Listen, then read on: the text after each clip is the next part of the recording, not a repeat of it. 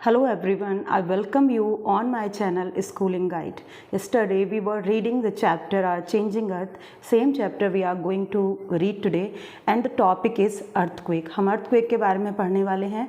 earthquake की waves के बारे में पढ़ने वाले हैं. अर्थक्वेक की वजह से प्राइमरी वेव्स, सेकेंडरी वेव्स और सरफेस वेव्स आती हैं.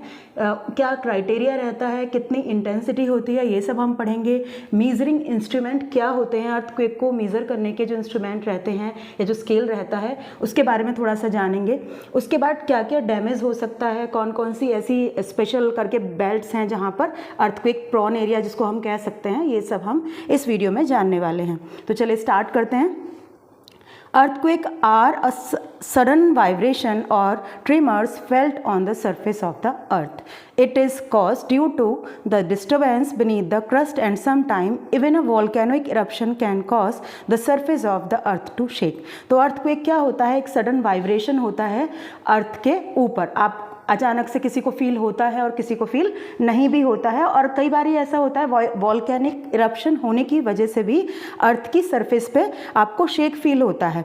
ठीक है. When the pressure build up between the lithospheric plate and they collide and rub against each other. जब अंदर प्रेशर बनता है जो लिथोस्फेरिक प्लेट है उनमें, और वो आपस में एक दूसरे से कोलाइड करती हैं, आपस में एक दूसरे से टकराती हैं, तो इसके रिजल्ट में क्या होता है कि वाइब्रेशन होती है और उस वाइब्रेशन की वजह से अर्थक्वेक आते हैं. These vibration can be mild. ये हल्का भी हो सकता है. कई बार ये आपने देखा होगा कि स्कूल में अगले दिन आप लोग जाते हैं तो कोई कहता है कि कल रात जो है एक छोटा सा अर्थक्वेक आया था, कोई कहता है नहीं आया था, मुझे तो कोई फील नहीं हुआ. तो उस तरीके से ये माइल्ड भी हो सकता है, किसी को महसूस होगा, किसी जगह पे होगा, किसी जगह पे नहीं होगा, और ये थोड़ा एक्सटेंसिव भी हो सकता है, और कई बार ये बहुत ज़्यादा गंभीर भी हो सकता है. काफ़ी ज़्यादा लोगों को, काफ़ी बड़े प्लेस को अपनी चपेट में ले सकता है. तो the place where the earthquake originate is called a focus. तो ये बहुत इंपॉर्टेंट बात है. जहाँ से अर्थक्वेक ओरिजिनेट होता है ये जगह, देखिए ये जगह, इसको फोकस बोलते हैं. और जो यहाँ पर आपको एक सीधी लाइन दिख रही है ये बाउंड्री है, यानी कि दो प्लेट हैं, एक प्लेट इधर है और एक लिथोस्फेरिक प्लेट इधर है, और उसके बीच में जब आपस में टकराएंगी तो क्या होगा, वाइब्रेशन होगा और उसकी वजह से अर्थक्वेक आएगा. तो इसके ऊपर वाली जो इसके ठीक ऊपर वाली चीज़ है, ये इपी सेंटर है. यहाँ से ये फोकस था नीचे और इसके ठीक ऊपर इपी सेंटर है. तो ये आपको जो गोल गोल दिख रहा है, इसका मतलब है कि ये यहाँ पर जो अर्थक्वेक वेव होंगी, जो सेस्मिक वेव होंगी, यहाँ आसपास, यहाँ सबसे पहले यहाँ ज़्यादा नुकसान, थोड़ा इससे थोड़ा और कम, थोड़ा इससे और कम, जितना इससे दूर जाते जाएंगे उतना नुकसान कम होगा अर्थक्वेक के कारण, और जो इसके जितना ज़्यादा पास होगा इस एपी सेंटर के पास, वहाँ पर नुकसान उतना ही ज़्यादा होगा.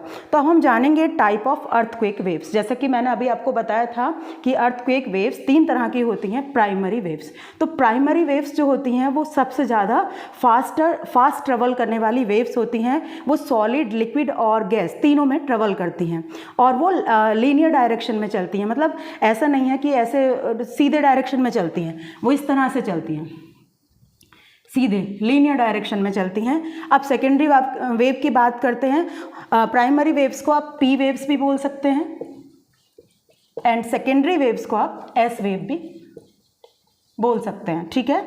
These waves are 1.7 times slower than primary waves. ये प्राइमरी वेव जिसकी हम बातें कर रहे थे वो सबसे ज़्यादा फास्ट ट्रेवल करती हैं, लेकिन नुकसान उनसे कम होता है. अब उसके बाद ये 1.7 टाइम उन वेव से कैसी होती हैं, स्लोअर होती हैं. These wave travel in the transversal direction. ये ट्रांसवर्सल डायरेक्शन का मतलब है इस तरह से, जहाँ जहाँ को क्रैक्स मिल गए, ऐसे ट्रांसवर्सल मतलब तिरछे डायरेक्शन में ये चलती हैं. ठीक है. और उसके बाद these waves can travel only through solid. तो पहली वाली वेव्स तीनों में चल रही थी, सॉलिड, लिक्विड और गैस में. ये केवल सॉलिड में चल पा रही हैं, सॉलिड में ट्रेवल कर पा रही हैं. These waves produce sudden shake and vibration. In wave की वजह से अचानक से वाइब्रेशन होता है, अचानक से शेकिंग होती है. अब सरफेस वेव की बात कर लेते हैं. इसको एल वेव्स कहते हैं, सरफेस वेव को एल वेव्स कहते हैं. तो these waves travel on the surface of the earth. ये वेव्स जो अर्थ की सरफेस होती है उस पर ट्रेवल करती हैं. The wide spread destruction caused by earthquake is mostly done done by these waves. तो सबसे ज़्यादा खतरनाक जो है वो ये हैं सरफेस वेव, जिसके बारे में मैं अब बात कर रही हूँ, जिसका नाम लास्ट में दिया हुआ है, वो सबसे ज़्यादा खतरनाक है। और जो सबसे तेज़ ट्रेवल करता है, सबसे फास्ट ट्रेवल करता है प्राइमरी वेव, वो सबसे कम नुकसान पहुँचाता है। तो इनसे बहुत ज़्यादा डिस्ट्रक्शन होता है। They are the slowest wave, ये स्लोएस्ट होती हैं पर इनसे डिस्ट्रक्शन बहुत ज़्यादा होता है। तो अब मैं बात करती हूँ अर्थ क्वेक को मेज़र करने का जो इंस्ट्रूमेंट रहता है उसको बोलते हैं seismograph. The energy release at the time of an earthquake determine its magnitude. अच्छा, जब एक अर्थक्वेक आता है तो कितनी एनर्जी में था, तो ये मैग्नीट्यूड से जानी जाती है, ठीक है। मैग्नीट्यूड और intensity of an earthquake is measured on the Richter scale. Richter scale एक स्केल जैसा ही होता है, इस तरह का एक स्केल रहता है। तो यहाँ पर 9, 8, 7, 6, 5, 4 ऐसे करके 0 से लेकर 9 तक नंबर रहते हैं उसमें। तो the number on the Richter scale range from 0 to 9। Earthquake of magnitude 6 and above are very destructive. अगर 6, ये 6 या इससे ऊपर अर्थक्वेक आता है, इस मैग्नीट्यूड में अगर अर्थक्वेक आता है तो बहुत ज़्यादा नुकसानदायक होता है, और इससे कम में आता है तो वो कम नुकसानदायक होता है, ठीक है। तो ये हो गई इसकी अर्थक्वेक की बात, इसके मैग्नीट्यूड की बात हो गई।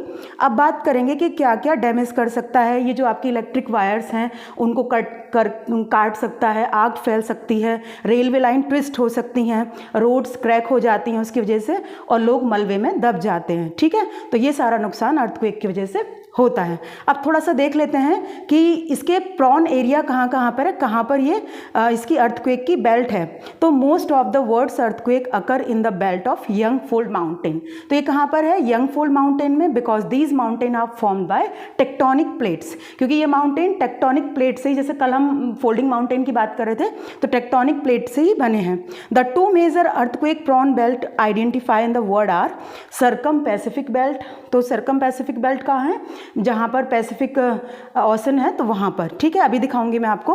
Also called the Pacific ring of fire, उसको पैसिफिक रिंग ऑफ फायर भी कहते हैं। And the mid world mountain belt, ये कहाँ फैला हुआ है, extending from east Europe right up to China, passing through central Asia, Pakistan and India. तो दिखाती हूँ, देखिए इस बुक में ये पिक्चर दिया हुआ है, जो ये आपको एक कलर दिखाई दे रहा है ब्राउन, ये सब पूरा का पूरा अर्थक्वेक एंड वोल्केनोइक रीजन है, ठीक है। और जो आपको ये येलो कलर दिखाई दे रहा है, ये लावा प्लेट्यू है, यानी कि लावा से जो बने हैं। यहाँ पर कभी वोल्केनो इरप्शन हुआ है तो ये लावा प्लेट्यू हैं, और ये वोल्केनोज हैं जो आपको ब्लैक कलर के ट्राइंगल दिख रहे हैं, ये सब वोल्केनोज हैं। तो ये आज के इस वीडियो लेक्चर में बस इतना ही। नेक्स्ट टॉपिक हम वोल्केनो लेंगे and we will read it tomorrow. Till then bye, thank you everyone.